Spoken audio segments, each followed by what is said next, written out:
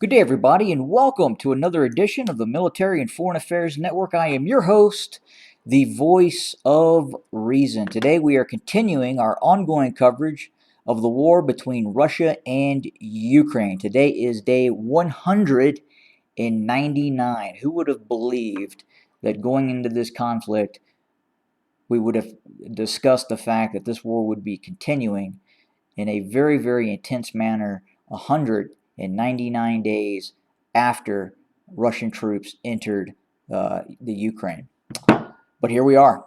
And it looks like as we speak today, the Russians have suffered a serious, serious setback in its ongoing operations taking place in Ukraine. If we zoom in, obviously, if you look at what happened and we were talking about yesterday, it looks like the Russian pocket near Izum has collapsed and Ukrainian forces have seized control and are currently clearing out Izum from Russian forces.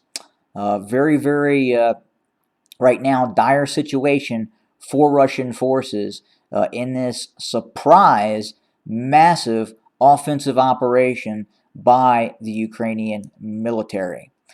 We are continuing to see the Ukrainians rapidly advance on a variety of fronts to the east and southeast of Kharkov.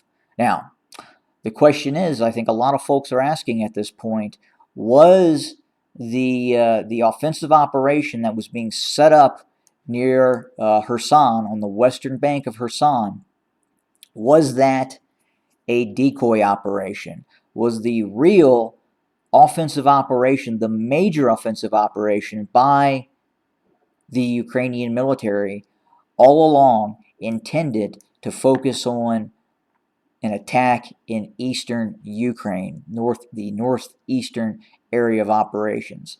Very, very good question at this point, but it looks like the main effort by Ukrainian forces has been all along with the focus near Kharkov. And we can understand quite possibly why that was instituted. It is very much apparent right now that the Russians had removed a lot of its best units that were engaging Ukrainian forces and then pulled those forces away from this northeastern theater of operations. And it looks like the Ukrainians took advantage of that reduction in the Russian force construct in this area and then launched this massive offensive. And right now, it is not looking good for the Russian military in this area. Now, with that being said, we do understand the Russians are continuing to deploy forces very, very quickly to prevent this offensive operation by the Ukrainians from really getting out of hand. But right now, I would say you could define it as such. It has gotten out of hand for Russian forces as the Ukrainians continue to make great progress in ongoing operations in this area of the conflict. Now, from looking at this from afar, you would think that the Russians would be launching some serious airstrikes against Ukrainian targets, not just near Kharkov and maybe Odessa and other areas, but I'm talking about strikes against the capital of Ukraine, Kiev. And we're not seeing that right now. And again, the lack of Russian interdiction ability in terms of being able to identify these very, very large columns of Ukrainian forces that obviously had to be transported from Western Ukraine and moved to this area to launch such a large-scale operation against Russian forces really begs the question about the current capabilities of the Russian Air Force. I got to tell you, going into this, I would have never, ever predicted that we would be seeing what we're seeing on the ground right now.